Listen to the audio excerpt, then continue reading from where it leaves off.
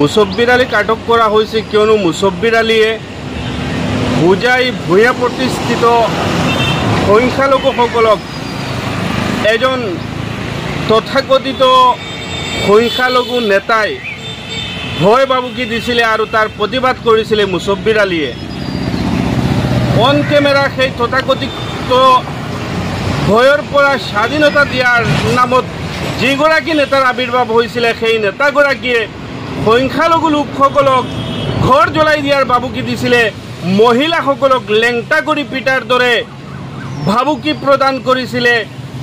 সেই তথাকথিত সংখ্যালঘুৰ ত্ৰাণকৰ্তা বুলি নিজকে পৰিচয় দিয়া হোজাইৰ বিজেপি নেতাজনে আৰু সেই ভাবুকি দিয়াৰ প্ৰতিবাদ কৰিছিলে মুছব্বিৰ আলীয়ে।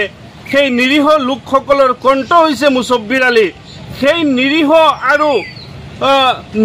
আৰু নিৰ্যাতিত লোকসকলৰ হৈ মুছব্বিৰ আলী প্ৰতিবাদ কৰিছিলে আৰু সেই প্ৰতিবাদ কৰাৰ কাৰণে আজি মুছব্বিৰ আলীক দবকা থানাত আটক কৰা হৈছে। ই বৰ দুৰ্ভাগ্যজনক কথা।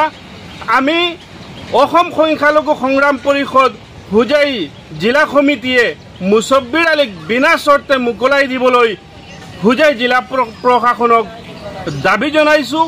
মুছব্বিৰ আলীক আটক কৰাৰ পিছত মেডিকেল কৰোৱাত লৈ যোৱা হৈ আছে।